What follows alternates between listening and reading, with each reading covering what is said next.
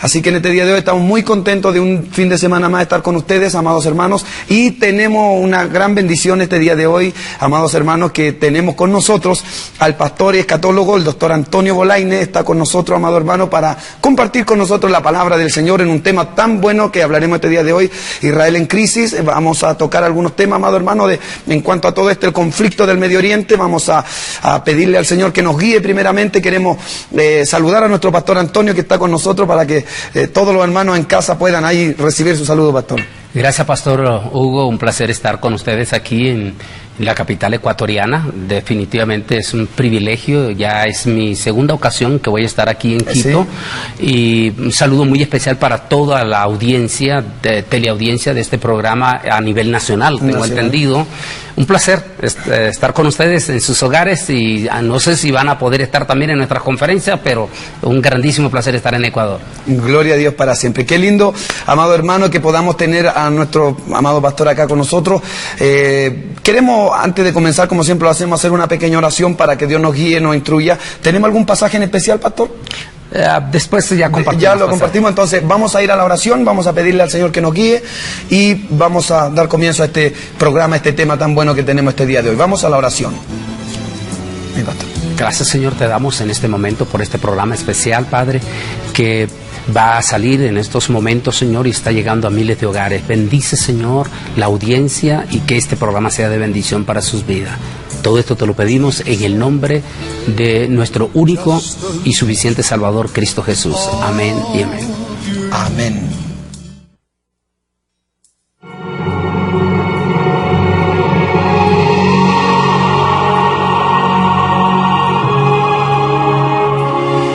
Muy bien, amados hermanos, en este día de hoy estamos muy contentos con, como les digo yo, con la visita de nuestro amado pastor. Él ha viajado desde Estados Unidos para estar con nosotros acá. Hemos tenido unos días de conferencia este fin de semana y gracias al Señor que también Él nos va a acompañar acá. Así que vamos a darle, pastor, la oportunidad para que nos diga el texto y podamos entrar en este tema. Bueno, yo creo que es muy importante estar en tu programa, Hugo, en este programa de bendición, de este programa de voz de alerta, de los tiempos finales. Indiscutiblemente estamos viviendo tiempos finales. Decir en este momento que no estamos en los tiempos del fin es como querer tapar el sol con un dedo, o también es como quedar a una persona completamente desinformada. Decía un líder, un pseudo líder religioso, porque es la mejor forma que se le puede llamar, de allá del estado de Texas, donde yo soy tejano, y allá en el estado de Texas, cerca de una ciudad donde yo vivo, se llama Mission, Texas. Hay un pastor de estos pastores desubicados, y este pastor le estaba diciendo a sus alumnos que él no cree todavía que el fin del mundo está a la puerta, que él cree que para que Cristo venga faltan 1000 años todavía. Cuando un elemento como este personaje hace estas afirmaciones, demuestra una serie de cosas. Una, demuestra que este personaje está o viendo demasiado novelas, o comiendo demasiado en restaurante fino, o totalmente desintegrado de todo el sistema informativo. Porque en este momento no necesariamente son los cristianos los que estamos hablando del fin del mundo, sino que son los propios científicos. Canales científicos de renombre como History Channel, National Geographic, como Discovery, tienen sendos documentales hablando acerca del tiempo que estamos viviendo, y citando sin tapujo el libro del Apocalipsis. En este año 2014, History Channel acaba de sacar un documental que dura 2 horas para Estados Unidos. El documental fue titulado Las 7 señales. Todo el documental, en su totalidad, los científicos que presenta Discovery o History Channel, ni uno solo de ellos para refutar lo contrario, sino todos ellos para hablar contundentemente de cómo el apocalipsis está a la vuelta de la esquina en este momento. Entonces, ¿cómo es posible que personalidades como los científicos estén hablando de una forma contundente de la realidad que estamos viviendo, del fin del mundo en este momento? Definitivamente. Los políticos más prominentes del mundo están consultándonos a escatólogos constantemente. A mí me toca viajar en algunos momentos en consejería para gente importantísima en las Naciones Unidas acerca de lo que está pasando en el mundo, consultando. Es decir, que un pastor en este momento diga que no estamos viviendo los tiempos del fin del mundo, demuestra que este pastor y esa pobre gente que le está siguiendo están viviendo en el planeta Marte, o a saber dónde están viviendo, pero están debidamente desinformados. Estamos viviendo momentos trascendentales de la época del fin del mundo, y entre ellos está Israel.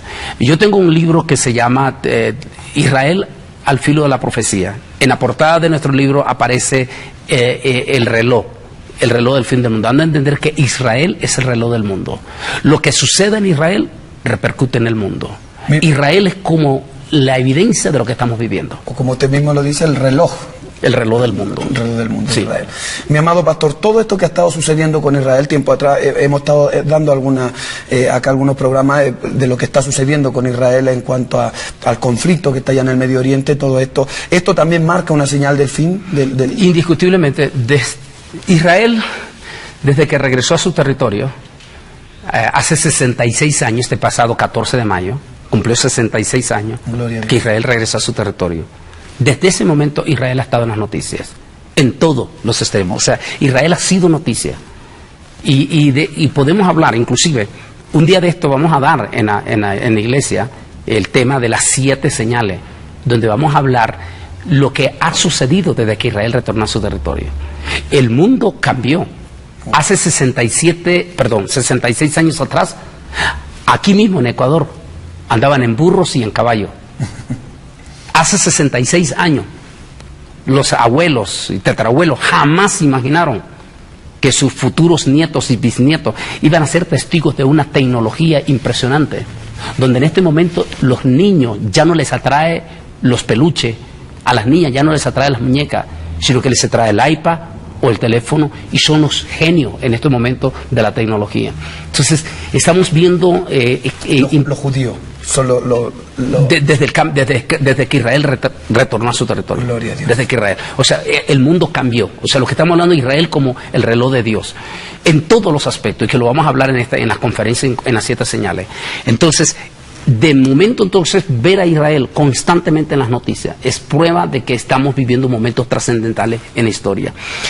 Así es que esta crisis que recién hemos pasado no es parte de estos acontecimientos tremendos, y a la vez es la evidencia de que la venida de Cristo está a las puertas, y la evidencia de que hay 2 pueblos que van a ser odiados, por no decir ya están siendo odiados. Israel, que vamos a hablar en esta crisis lo que pasó. Israel, el espíritu antisemita ha vuelto a resurgir. Ese es el punto que vamos a tocar a lo largo del tema. Vamos a ver cómo los mejores amigos de Israel, que ha sido América Latina, en los últimos 3 años se le han volteado. Los mejores. Y que, por cierto, son los países que más han sido beneficiados por Israel, América Latina. Y en este tema que vamos a hablar cómo desgraciadamente América Latina quedó muy mal parada en este conflicto de Israel, y lo vamos a hablar en ese aspecto.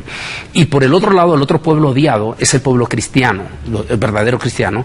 Prueba de ello estamos viendo lo que están haciendo estas bestias terroristas de ISIS allá en Irak, cómo están la forma de odio profundo con que están asesinando a los cristianos, de cómo están decapitando a los niños, ese espíritu de violencia y de odio que estamos viendo hacia la palabra cristianismo o hacia la palabra judío. Inclusive en el programa vamos a ir hablando de todo eso, de manera que sí, Israel es parte del plan de Dios y es parte de las señales del tiempo del fin del mundo.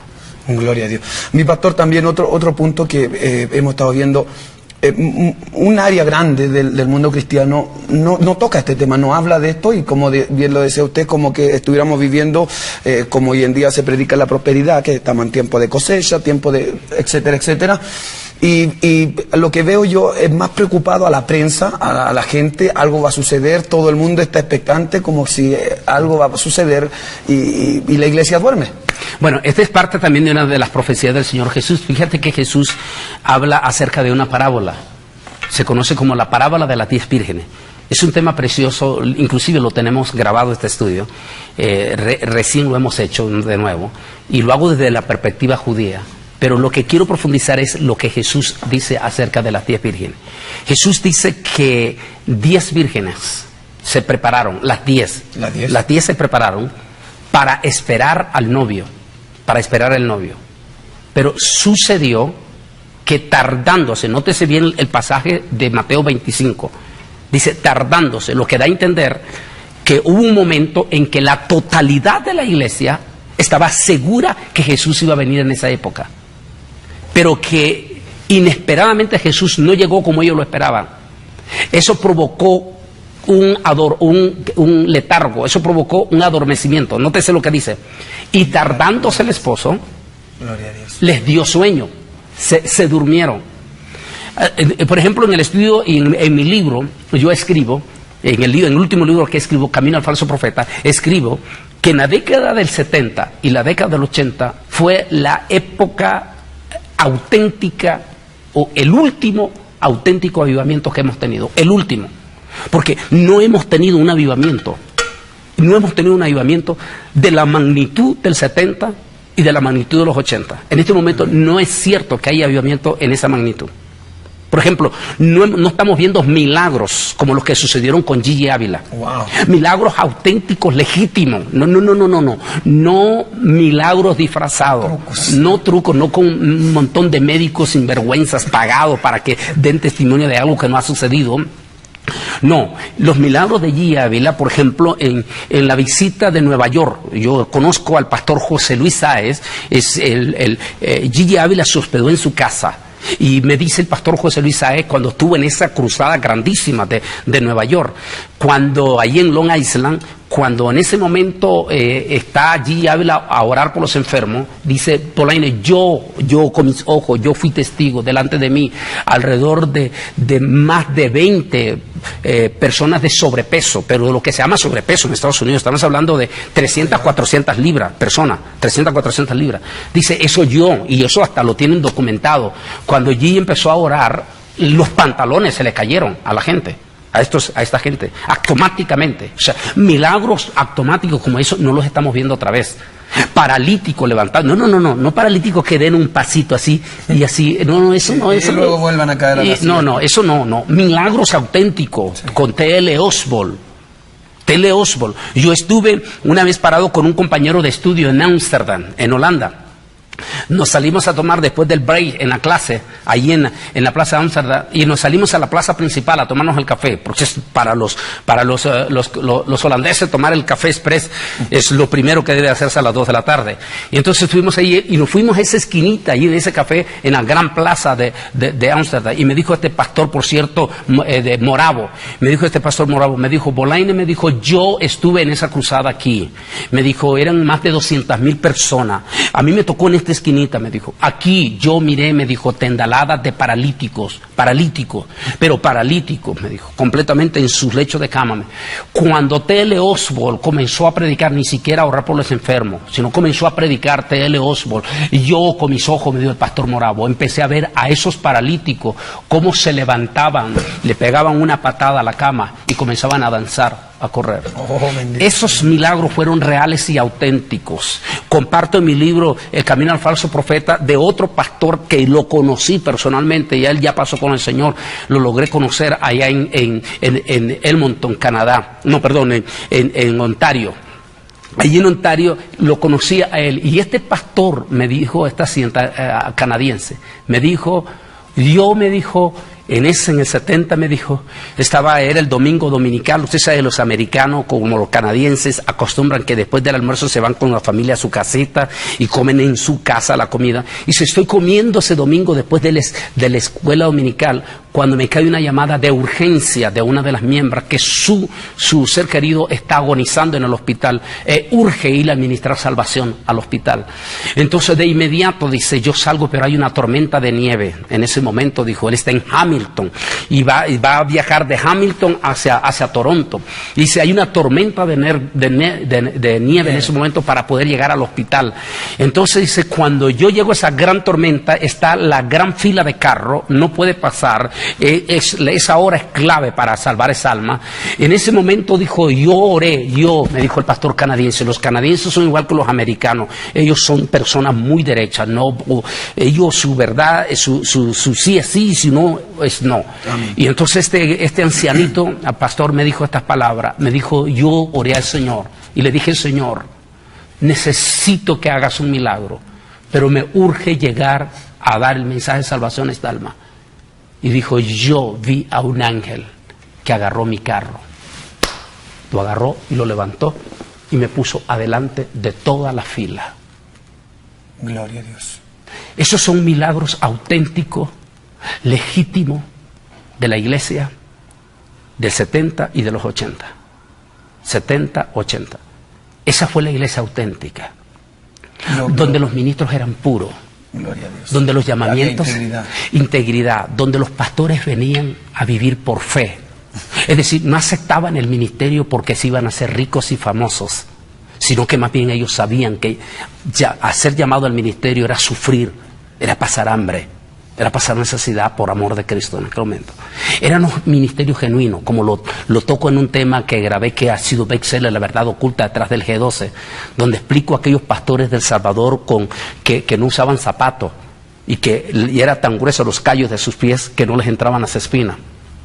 Pero que cuando esos pastores, lo estoy grabando allí, donde esa parte donde están esos pastores, y ahí se puede ver en el video pastores llorando, que son de ellos, esos pastores llorando. Esos pastores con callos, cuando ellos iban a la casa de una persona y le decían, si tú recibes a Jesús, primero recibes a Jesús y después yo oro para que te levante el Señor. Recibían a Jesús, oraban y esa persona se levantaba. Bendito sea Dios. Esa era la época genuina de los ministerios genuinos, de las oraciones genuinas, de los ayunos genuinos.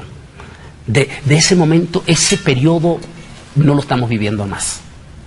Ese periodo auténtico de avivamiento. Ese periodo, cuando comenzaban aquellas vigilias a la 1 de la mañana y comenzaba aquellos derramamientos del Espíritu Santo, eso yo fui testigo. Gloria. En aquellos derramamientos del Espíritu Santo, y eso lo vieron aquí también en Ecuador, cuando a esa hora de las 2 de la mañana comenzaba aquel derramamiento del Espíritu Santo, las niñas, las jovencitas, danzando con los ojos cerrados y no tropezaban con nadie. Y no había que andar tomando nada. Y no se caían. Nadie andaba con toallas para recogerlas cuando se cayeron, predisponiendo las caídas. Nadie se caía. Es más, en esas vigilias, la persona que se caía era porque estaba endemoniada. E iban de inmediato a liberarlo. Esa era la época auténtica y legítima de la década de los 70, los 80. Verdaderamente auténtica. Esa época no la estamos viendo. Pero lo que yo quiero llegar es a esto. En esa época la iglesia estaba 100% preparada para la venida de Cristo. De hecho, se hablaba tantísimo con la venida de Cristo. Fue una época donde los predicadores, los pastores y todos hablaban de la venida de Cristo como algo contundente, hasta el mismo G. Ávila. Fue la época de los grupos musicales como Generación de Jesús hablando de la venida de Cristo. Fue la época que se levantaron dúos con solo guitarrita. Con guitarrita llenaban estadio, pero cuando comenzaban a tocar la gente comenzaba a llorar, como los voceros de Cristo, múltiples de dúos más que se levantaron, tremendo, un Rudy Guerra, todos esos hombres tremendos que hablaban de la venida, la gente lloraba y se convertía. Si Cristo hubiera venido en ese momento, en su totalidad la iglesia se hubiera ido. Pentecostales, bautistas, nazarenos, presbiterianos, en su totalidad todos se hubieran ido en el arrebatamiento, porque todos eran genuinos puros. Pero en este momento, después que Cristo no viene en los 80, ni viene en los 90, no vino en los 90, y entra la calentura del nuevo siglo. La iglesia, aquí entra la profecía de las 10 vírgenes, y tardándose el esposo, cabecearon. ¿Cuántas cabecearon? 5. Las 10. Las 10 se durmieron. Las que estaban preparadas y las que no estaban preparadas se durmieron. En ese adormecimiento entra lo que se llama el sueño, y allí es donde entran ya los psicólogos. En el sueño se producen todos los deseos que usted anheló en su vida, se cumplen en los sueños. Por ejemplo, cuando usted era niño, usted soñaba, y algunos de los muchachos que están aquí en la cámara a lo mejor llegaron un momento a soñar que ellos volaban. En el sueño se hace realidad eso, usted puede soñar y vuela. Nótese el periodo que está pasando en la iglesia. En ese adormecimiento a la iglesia le entra este sueño peligroso, sueño de grandeza. De momento la iglesia empieza a soñar, pero con grandeza. Y de momento la iglesia empieza a mofarse del periodo del pasado. Y empieza a soñar con cosas irrealistas, pero de grandeza. Y en esa grandeza empieza a enamorarse la iglesia de las riquezas de este mundo, de la gloria de este mundo, de las buenas comidas de este mundo, de las luces de este mundo, de los hechizos de este mundo. Y al involucrarse en la iglesia en todo eso, la iglesia se le olvida que Cristo viene. Se le olvida que Cristo viene. Y allí la crisis espiritual que estamos viendo en este momento. De allí que viene la pregunta, ¿cómo es posible que los científicos estén hablando del fin del mundo y que los propios evangélicos? Por ejemplo, la cadena Telemundo de Estados Unidos hizo un documental el año pasado. En el documental era sobre el microchip. Sí. Y el periodista le pregunta a un pastor de Arizona, de Phoenix, Arizona, pentecostal, lo pusieron allí como para vergüenza nosotros, pastor pentecostal. Y le pregunta el periodista y le dice, pastor, ¿qué piensa usted del microchip en relación al cumplimiento de la profecía del sello de la bestia? Y el pastor pentecostal, que lo pusieron ahí en grande, comenzó a burlarse. Déjense de esas tonteras, déjense de estar creyendo en eso que Cristo viene. Esa tontera del microchip, eso no tiene nada que ver con la marca de la bestia. El mismo periodista lo quita a él y de inmediato pasa con un científico de la NASA y le pregunta, wow, doctor, le dice, ¿qué piensa usted del microchip y la aplicación de la profecía de la Biblia? Y dice el doctor, que ni siquiera es cristiano, que esos tipos son hasta ateos, dice el doctor, por increíble que parezca, Dios, ningún otro sistema se amolda tan perfectamente a la marca de la bestia, Dios, como el microchip.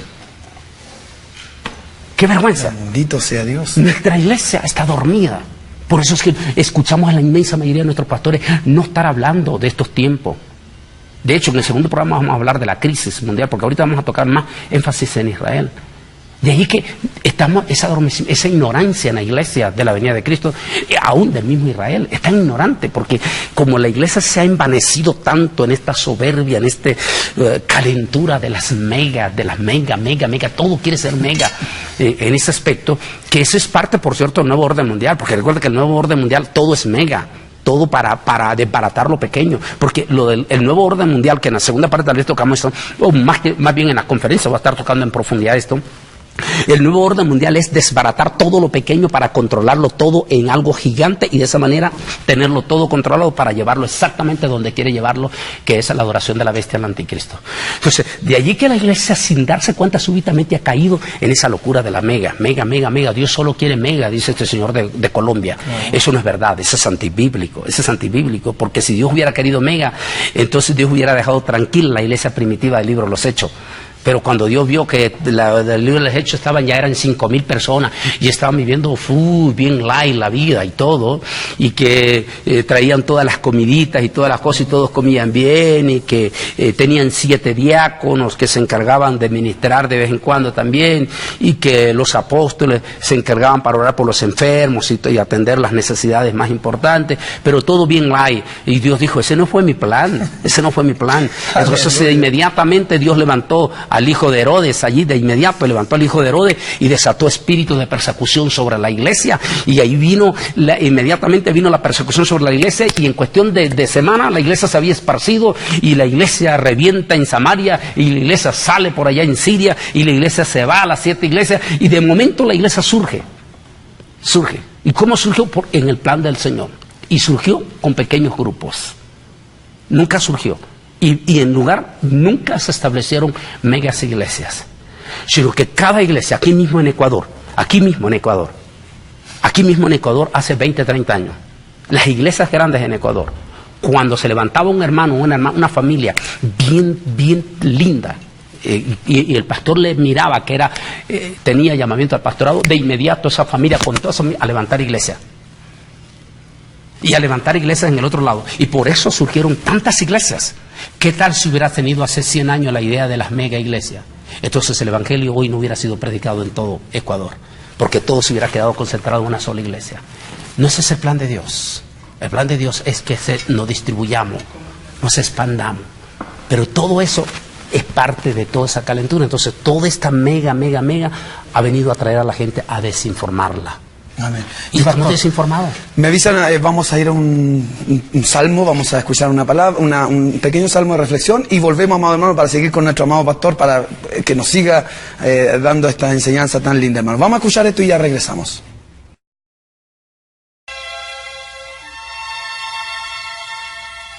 Yo dije, atenderé a mis caminos para no pecar con mi lengua. Guardaré mi boca con freno, en tanto que el impío esté delante de mí. Enmudecí con silencio. Me callé aún respecto de lo bueno, y se agravó mi dolor. Se enardeció mi corazón dentro de mí. En mi meditación se encendió fuego, y así proferí con mi lengua. Hazme saber, Jehová, mi fin, y cuánta sea la medida de mis días. Sepa yo cuán frágil soy. He aquí, diste a mis días término corto, y mi edad es como nada delante de ti. Ciertamente es completa vanidad todo hombre que vive. Ciertamente como una sombra es el hombre. Ciertamente en vano se afana. Amontona riquezas y no sabe quién las recogerá. Y ahora, Señor, ¿qué esperaré? Mi esperanza está en ti. Líbrame de todas mis transgresiones. No me pongas por escarnio del insensato. Enmudecí. No abrí mi boca, porque tú lo hiciste. Quita de sobre mí tu plaga. Estoy consumido bajo los golpes de tu mano. Con castigos por el pecado corriges al hombre y deshaces como polilla lo más estimado de él. Ciertamente, vanidad es todo hombre. Oye mi oración, oh Jehová, y escucha mi clamor. No calles ante mis lágrimas, porque forastero soy para ti, y advenedizo como todos mis padres. Déjame y tomaré fuerzas antes que vaya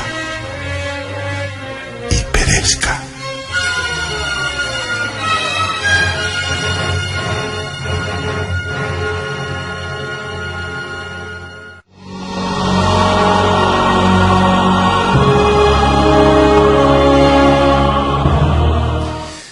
Bien, amados hermanos, ya estamos de regreso después de escuchar ese hermoso salmo, amado hermano, que nos hace reflexionar en la palabra del Señor. Volvemos con nuestro amado siervo del Señor, el doctor Antonio Bolaine, quien está con nosotros en este día de hoy, amado hermano, para compartir palabra de Dios. Fíjese que a lo mejor muchas personas a lo mejor dicen, bueno, este programa, La Verdad os hará libre, siempre hablando de la venida del Señor, siempre hablando de esto. Y bueno, ahora aquí tenemos un siervo del Señor que está también con nosotros hablando, amado hermano, de esto. Y así nos da a entender, amado hermano, que no estamos solos, esto es verdad, es lo que hemos estado predicando y la palabra se va cumpliendo en el mundo entero, y nuestro pastor nos va a explicar paso a paso, nos ha venido explicando, amado hermano, todo esto que está sucediendo también con el pueblo de Israel, el amado pueblo del Señor. Adelante, mi pastor. Definitivamente hay dos pueblos. Gloria, y no vamos a poder quitar eso. Amén. Gloria, porque la ley, esto es bueno entenderlo, que muchos cristianos no lo entienden. La ley de Dios está basada en dos. Esa es la ley de Dios, dos. Por ejemplo, todo testimonio debe de ser en boca de dos testigos. Y esa es la regla de la Biblia. Todo. De hecho, el Señor cuando los envió de dos. El Señor Jesús envió de dos en dos. La Biblia no fue dividida accidentalmente en Antiguo y Nuevo Testamento. No fue accidental.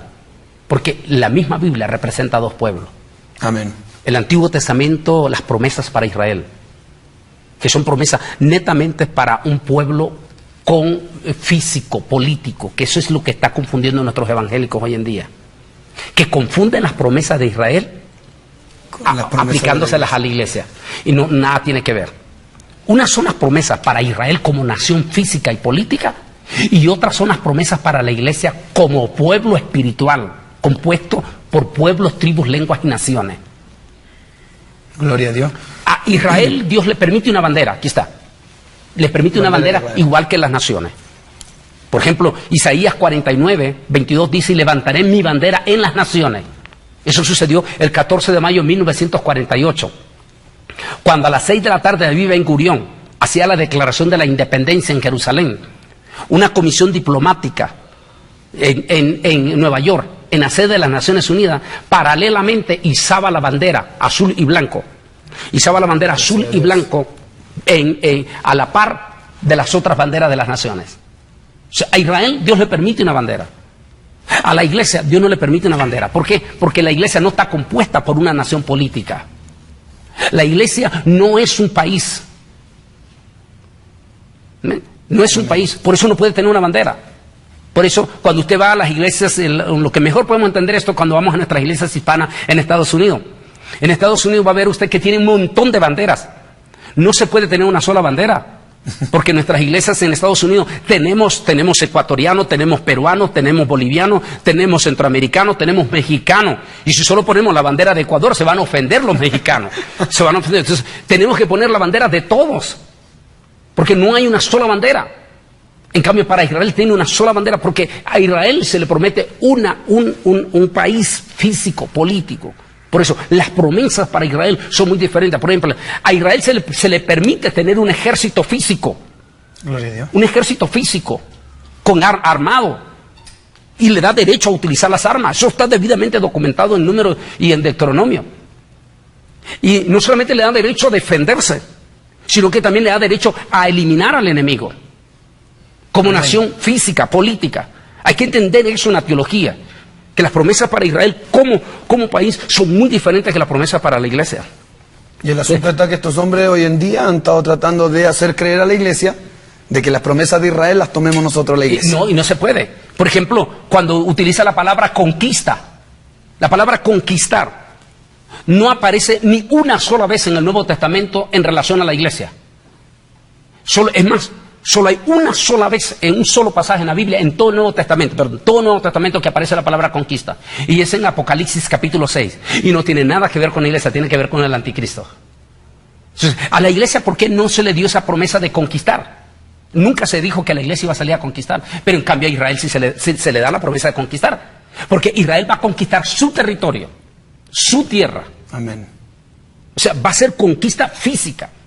Por eso el Señor le dice a Josué, que cuando se pone a la orilla del río Jordán, le dice el Señor a Josué, lo que pise, de aquí en adelante, lo que pise en el talón de tu pie, eso será tuyo.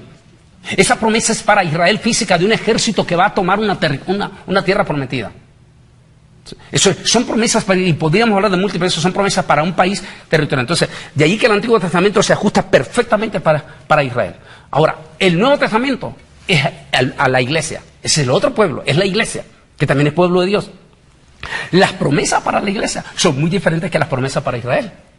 A la iglesia no se le da promesa de conquistar territorio, pero sí se le da promesa de que todo lo que pidieras al Padre, como echar fuera demonios, orar por los enfermos, tener guerra espiritual. Esa guerra espiritual es que nuestra lucha ya no es física. O sea, ya no vamos a pelear contra terroristas como Hamás, cara a cara, sino que nuestra lucha es espiritual, contra principados, contra potestades espirituales, demoníacas, directamente. Y en esto entonces el Señor dice que a través del Espíritu Santo nos va a dar la facilidad de pelear esa guerra. Nótese, no dice el Señor tampoco que va a levantar gigantes como tipo de la fulana de tal o el fulano de tal, va a venir como los superhéroes que van a venir al estilo Superman a liberar a los evangélicos de todos los diablillos que están aquí en Ecuador. No dice eso, no hay. Al único mayor aquí en la iglesia de Cristo es Jesucristo. Nada más. Ese es el mayor. Después nadie puede ser mayor. Es más, ni los apóstoles se dieron el título de jerarquía. Los apóstoles mismos utilizaron el título de servidores, ser siervos. Es más, ni siquiera el arcángel Gabriel, que es uno de los ángeles que yo menciono en un título que tengo, Arcángeles y Serafines, profundo, pero profundo este tema, donde el arcángel Gabriel está considerado como uno de los arcángeles bien grandototes en el cielo. Se cree que es uno de los 4 seres angelicales que aparecen en Apocalipsis capítulos 4 y 5, que Gabriel, que es de una alta jerarquía angelical, cuando le termina de dar la revelación del Apocalipsis a Juan, dice la Biblia que Juan se quiso arrodillar y rendirle pleitesía al ángel. ¿Y cuál fue la respuesta del ángel? De inmediato el ángel lo paró y le dijo: detente. No lo hagas, porque yo también soy siervo. Eso utilizó la palabra, se me olvidó utilizar. Yo también soy siervo. La palabra que está utilizando siervo es esclavo del Señor. Le dijo el ángel, el ángel le dijo: yo también soy siervo como tú. Le dijo: adora a Dios. Es decir, aún en la iglesia, en el término, ni siquiera en la iglesia no existe el término de jerarquía, como si existe en Israel como nación. Claro. En Israel sí existe jerarquía. ¿Qué es la jerarquía? Pues el primer ministro, el presidente, en aquel entonces el rey y todo jerarquía. En la iglesia no existe jerarquía. Amén. Muy diferente. Por eso las promesas para Israel son muy diferentes a las promesas para la iglesia. A la iglesia no existe jerarquía. En la iglesia no existe más. Están los ministerios. Y vamos a hablar más adelante de eso después de los ministerios. Y vamos a hablar en la segunda parte de los ministerios. Están los ministerios, pero nunca en aspecto de jerarquía. Mi pastor, y estos hombres hoy en día reclaman honra, reclaman que se les sirva, que... Lo están haciendo por una sencilla y poderosa razón. Porque están teniendo una audiencia en sus iglesias, una feligresía en sus iglesias, que tristemente ha dejado de leer la Biblia. Y tristemente, voy a citar las palabras de un famoso, yo siempre cito este famoso filósofo que existió en la historia del siglo XX, fue el famoso Krishnamurti. Era un filósofo hindú. Este filósofo dijo las siguientes palabras: el analfabetismo, dijo, dejar de leer produce analfabetismo. El analfabetismo, dijo, nos lleva a la superstición. La superstición nos lleva a la ignorancia. Y la ignorancia nos lleva a la manipulación. Wow. ¿Qué es la crisis de la iglesia? La iglesia de los 70, los 80, se sabían, hasta los jóvenes que están aquí, recuerdan cuando niños, cómo pasaban y se decían salmos enteros de memoria los niños en la década del 70, 80. De memoria se sabían. De memoria se sabían la Biblia. Los ancianos, si usted agarrabas una Biblia de una viejita de esa época, agarrabas esa Biblia, tenía todo por todos lados rayada. Gloria. Era gente que leía la Biblia en ese entonces. En este momento, yo digo de una manera un poco sarcástica, hay hermanos evangélicos que tienen 3 años que compraron su Biblia en la librería. 3 años. Y que si llegaran ellos, decidieran regresar a la librería y regresar la Biblia, se la aceptarían, porque la tienen tan nueva como hace 3 años que la compraron. No están leyendo la Biblia. Entonces, al no estar leyendo, cayeron en qué lo que dice Krishnamurti. Cuando el pueblo deja de leer, caen en analfabetismo. Se volvieron analfabeto. Sí. Entonces, ¿qué es la característica de un analfabeto? Como no sabe leer, quiere que tú le digas. Ahí viene la calentura que vamos a tocar en la segunda parte el apóstol. Entonces, quieren al profeta. Quieren al profeta. ¿Por qué? Porque se volvieron analfabetos, no pueden leer la Biblia. Entonces, quieren que alguien se los diga. Ahí viene el peligro. ¿Ok? Después, viene entonces, todas estas cosas que hemos visto es parte del analfabetismo. El analfabetismo trae como consecuencia la superstición. Y se vuelven supersticiosos. De momento los evangélicos ahora creen que hay un señor de origen costarricense que viene mucho a Ecuador. Uy, Dios mío, ¿cómo es posible? Por cierto, con todo respeto, los ecuatorianos aquí, a los que están viendo, con todo respeto, sus líderes religiosos los han dejado muy mal parados a ustedes fuera de Ecuador. Muy mal parados, porque la gente afuera ve que los ecuatorianos, cuando ven comprando pañuelitos con sudor, cuando ven adorando a esta mujer de México y pidiéndole perdón afuera, están diciendo, Dios mío, entonces estos ecuatorianos todavía no han salido de la selva. Los están dejando mal parados sus líderes con estas acciones. Miren lo que dice Krishnamurti. Cuando el pueblo deja de leer, caen en analfabetismo. El analfabetismo los lleva a la superstición. Los pañuelitos. ¿Cómo es posible que este señor de Costa Rica, que se autonombra profeta, patriarca, andan y las cosas, vendiendo pañuelos con su sudor hasta por $500? Qué increíble, pastor. Si esto lo agarra un médico, ve un médico y dice, escucha, este médico dice, Dios mío, estos evangélicos son antihigiénicos, porque eso es antihigiénico, máximo ahora con el ébola o que se anda con gripe. Dios mío, ¿cómo es posible que los evangélicos estén cayendo en eso? Los pañuelitos ungidos, las pinturas ungidas, cuadros que pintan. Dios mío, ¿dónde está? Entonces que cae el catolicismo, el espíritu catolicismo o el espíritu indígena de antes, que creía que con las ramitas, que con estas cosas sucedían esto. Pastor, un paréntesis. Un pastor se acercó y me dice, Hugo, dice, la iglesia es tan pequeña, no con unos 200 miembros de la iglesia, están en el programa de radio y televisión y traen un predicador del extranjero que venga. Dice, ¿cómo lo hace? Me dijo estos días atrás. Dije, pastor, estamos uniéndolo con los hermanos.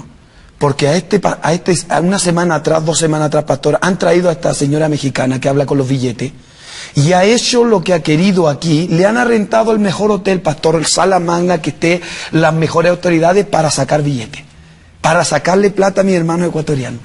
Y yo digo, Dios mío, a pesar de que seamos pocos, a pesar de que a lo mejor hay gente humilde, vamos a unirnos y vamos a traer palabra de Dios, siervos que entren en esta nación. Increíble, están recibiendo predicadores, falsos profetas, falsas mujeres que se llaman profetas y están haciendo lo que quieren aquí, pastor. Comprando los aceititos, el aceite de la santa unción, antibíblico. Para comenzar, ahorita que andábamos en abril, anduve en grupo, cada año yo llevo grupo de peregrinación a Israel, pero de estudio. La razón es porque yo vivía allá, estudié allá. Entonces, no son los guías los que escogen los lugares, soy yo quien escojo dónde vamos a ir. Y entonces, cuando los guías de turistas, es lógico, de turismo, ellos promueven porque ganan un poquito. Y entonces después que él estaba promoviendo el aceite, que ese aceite, entonces, él se sienta conmigo y yo le dije, tú sabes que lo que estás diciendo no es verdad. Y empezamos a hablar en hebreo. Gloria a Dios. Le dije, tú sabes que lo que estás diciendo no es verdad. Y me dice, ay, bolaine. No, tú sabes lo que bíblicamente, mientras el templo esté destruido, hay una sentencia en Deuteronomio que dice que no se puede, cualquiera que haga la fórmula del aceite de la unción será maldito. Porque no se puede imitar, porque el aceite de la unción es prototipo del Espíritu Santo. O sea que de allí ya venía el asunto del peligro de meterse de blasfemar con el Espíritu Santo, es decir, hacer creer que yo soy el Espíritu Santo y que por mí viene, y eso es manipulación y eso es estar jugando con el Espíritu Santo. Y eso puede traer consecuencias, lo digo en ese tema, arcángeles y serafines, trae consecuencias eternales. Gravísimo. Entonces, el aceite no se puede, por ningún judío verdadero en Israel, ortodoxo, no va a meterse a fabricar el aceite de la santa unción hasta que el templo esté reconstruido. Entonces, ahí viene el engaño también. Entonces, el aceite, y vienen aquí el aceitito, y este señor de Costa Rica tiene hasta los colores. Si quieren conseguir novia, busque el aceite anaranjado. Si quieres que tu esposo regrese, busque el aceite verde. Dios mío, superstición. Claro. Los evangélicos superstición, caen en superstición, de ignorancia, dijo Cristo de muerte, y tercero, y por último dijo, manipulación. Tristemente nuestro pueblo evangélico está así. Pero volviendo a la casa de dos. Entonces, por eso son dos pueblos. Una son las promesas de la iglesia, otra son las promesas de Israel. No podemos aplicar las promesas de Israel a las promesas de la iglesia. Hay promesas que son para los dos pueblos. Eso estamos de acuerdo teológicamente. Eso sí, que son aplicables para los dos pueblos. Pero hay promesas que no pueden ser aplicables a los dos pueblos. Como por ejemplo, el arrebatamiento de la iglesia. A Israel nunca se le prometió el rapto. Nunca. Por eso nunca va a escuchar usted a un escritor judío en la Biblia hablar del arrebatamiento. Porque eso es una promesa que nunca se le hizo a Israel. Es más, los mismos apóstoles que eran judíos, 100% judíos, los mismos apóstoles no entendían el tema del arrebatamiento. Cuando el Señor Jesús les habló en la noche de la Santa Cena, y Él dijo, no se turbe vuestro corazón, creéis en Dios, creéis en mí, en la casa de mi Padre muchas moradas hay. Voy pues a preparar lugar para que donde yo esté, vosotros también estéis, y si me voy, volveré otra vez y os tomaré a mí mismo. Y no entendieron eso, porque la promesa de ellos como judíos era que Dios va a heredar la tierra a Israel como herencia. Que Israel va a ser parte del reino instalado en la tierra del milenio. Terrenal. Entonces, ellos no entendían en ese momento. No va a ser hasta que viene el apóstol San Pablo. Y es Pablo cuando escribe a la carta a los Corintios, cuando dice, aquí os digo un misterio, que dice algo no revelado.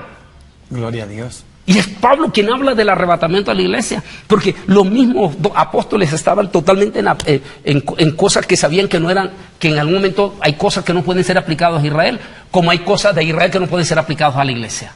¿Entiendes? Son promesas diferentes. Entonces siempre de dos en dos testigos, dos Biblias, la Biblia en dos. Entonces siempre la palabra de dos. Entonces por eso hay dos pueblos, Israel y la iglesia, son dos pueblos, nos guste o no nos guste. El evangélico que diga que Israel ya no es pueblo de Dios, está perdido. O el israelí que diga que la iglesia no existe, está perdido. Son dos pueblos delante de Dios, dos pueblos, Israel y la iglesia. Y los dos son muy amados por Dios. Gloria a Dios. Quien bendiga a Israel es bendito, y quien maldiga a Israel es maldito. Y quien maldiga a la iglesia es maldito. Quien bendice a la iglesia es bendito. Son dos tratos totalmente distintos. Mi amado Pastor Antonio, bueno, invitamos también a los hermanos porque mañana vamos a tener un programa excelente. El pastor nos sigue acompañando. También este día domingo va a estar con nosotros acá, así que seguimos compartiendo el tema de Israel. Pastor, ¿podemos dejar, cómo se dice por ahí, el enganche para que los hermanos ya entiendan más o menos el tema de Israel, de lo que vamos a hablar ya el día de mañana domingo? Bueno, vamos a tocar un poco esta crisis que pasó Israel. ¿Dónde nos deja parado? Digo en el programa de televisión. Sí. ¿A dónde nos deja parado esta crisis? ¿Qué consiguió Israel? ¿Qué consiguió Israel y cuál fue el precio, el alto costo diplomático que Israel tuvo que pagar en esto? Y en estas cosas hubieron dos cosas, que es para el segundo tema Dos cosas que se supieron. Uno, aquí se pudo ver cuál es la condición de la iglesia. Porque en esto la iglesia se dividió. Unos apoyaron a Israel y otros. Aquí se pudo ver. O sea que esto está siendo como un termómetro en este tema que vamos a tocar mañana. Y dos, en toda esta guerra diplomática, nuestra América Latina quedaron muy mal parados. Lamentablemente. Y ese va a ser el programa. Para eso. Bendito Señor. Nos quedan 10 minutos, podemos seguir con el tema, pastor. Estábamos hablando, porque ya que lo anunciamos para mañana, este otro vamos a tocarlo para mañana. Sí. Entonces, eso. Estábamos hablando, volvamos al caso de las promesas entonces. Amén. Las promesas. Las promesas de la iglesia son muy diferentes. Por ejemplo, a Israel, Dios le da la orden de conquistar territorio. Lo que pisare. Cuando dice pisar, quiere decir que le da autoridad de conquistar territorio. Dar autoridad con su boca, tener jerarquía, reyes.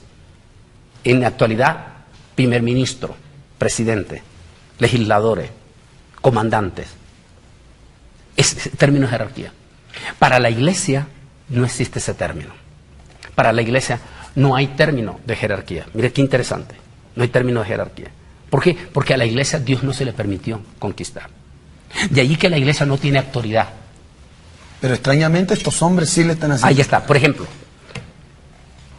La iglesia, un líder de la iglesia no puede decir yo declaro. No puede. Bíblicamente no puede. Bíblicamente, teológicamente y donde usted lo quiera buscar, no cabe esa palabra. No puede decir yo declaro.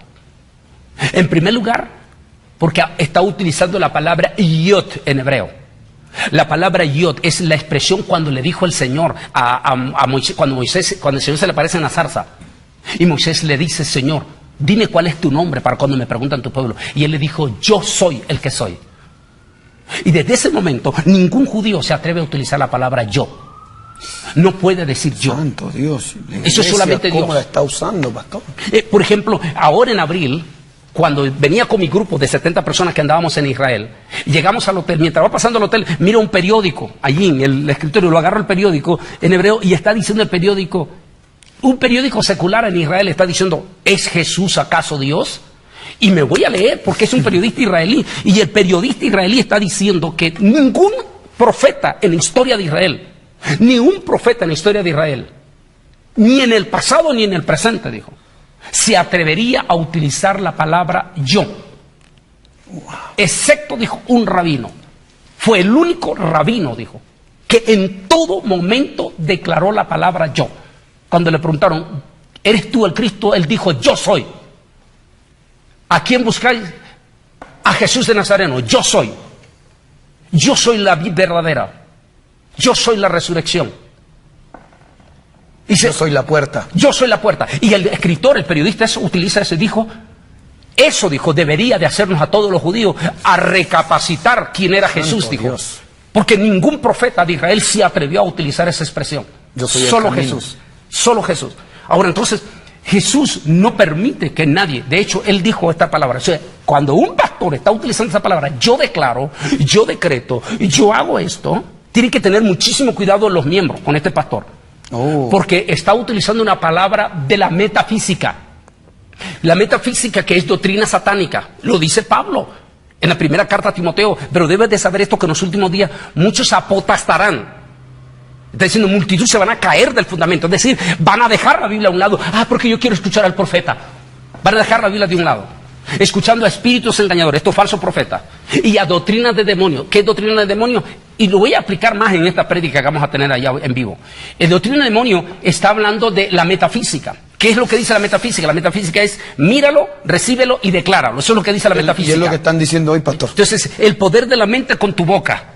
Lo que el poder está en tu boca porque eres Dios. Y entonces eso fue lo que le dijo la serpiente a Eva. El poder está en tu boca. Y le dijo, entonces, eso es lo que dice la metafísica, es doctrina de demonio.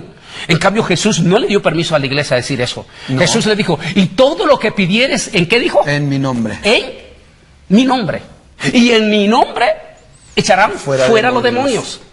Y en mi nombre orarán por los enfermos. Y se sanarán. Y se sanarán. O sea, yo no puedo decir, yo declaro, pero sí puedo decir, en el nombre de Jesús, declaro. Ahí sí es diferente, porque ya no estoy utilizando el yo, sino que estoy poniendo al Señor Jesús de frente. Claro.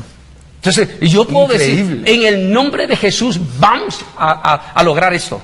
En el nombre de Jesús declaramos sanidad por esta familia. En el nombre de Jesús declaramos bendición para esta familia. Pero no puedo decir, yo declaro. Uy, esto se está poniendo y bueno. Mucho menos yo decreto. No se puede. Pastores, que aquí se está enseñando. Aquí en Quito lo veo. No solamente en Quito, en todo, desgraciadamente, todo el mundo. ¿Pero por qué? Volvemos porque estamos finalizando el programa. Porque han dejado la Biblia. Están dejando la Biblia. Increíble. Están dejando la Biblia. Están dejando de leer la Biblia. Y al dejar de leer la Biblia, cayeron en analfabetismo. Mi pastor, me gustaría que la gente pueda buscarlo en alguna página web, la página suya, ¿cierto? Bueno, está en nuestra página web, bolaines.org. Recuerde que la Bolaines, ve así, Bolaines. B grande le dicen acá. Con B grande. B grande. Bolaines termina con Z. Bolaines.org. Así de sencillo. www.bolaines con B, Bolaines y latina, aparte Bolaines y latina, NEZ.org. Ahí pueden ver nuestros estudios, nuestros artículos. Sus prédicas igual están ahí.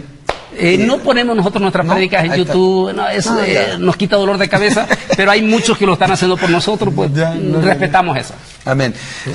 Amados hermanos, ya nos estamos despidiendo, nos quedan pocos segundos ya de nuestro programa, esto ha sido una gran bendición, gloria a Dios por este programa, hermano, que con mucho esfuerzo Dios nos ha permitido levantar, para la gloria del Rey de Reyes y Señor de Señores, nos ha permitido tener a nuestro amado siervo del Señor con nosotros, el doctor Antonio Bolaine, amados hermanos, quien estará con nosotros compartiendo, así que ha sido una gran bendición, y esto sigue mañana, esta bendición sigue mañana, amado hermano, con el tema de Israel, con todo lo que el pastor nos ha mencionado, vamos a seguir mañana, así que les invitamos para que usted sintonice nuestro programa, y Dios bendiga también a todos los siervos pastores que nos escriben de Guayaquil, de Ambato, de todas las ciudades acá en el Ecuador, de acá de Quito. Gracias al Señor también por el despertar que se está produciendo en el corazón de los pastores que me han llamado y dicen, hermano, tenemos que hacer algo. Esto que está sucediendo, hagamos algo, unámonos de sana doctrina, vamos adelante con la senda antigua, con palabra de Dios. Gloria a Dios, el Señor me los bendiga grandemente, mi pastor, nos despedimos de los hermanos. Un placer haber estado con ustedes y estamos mañana con ustedes. Amén. El Cristo de la gloria me los bendiga, será hasta mañana, chao, chao y bendiciones.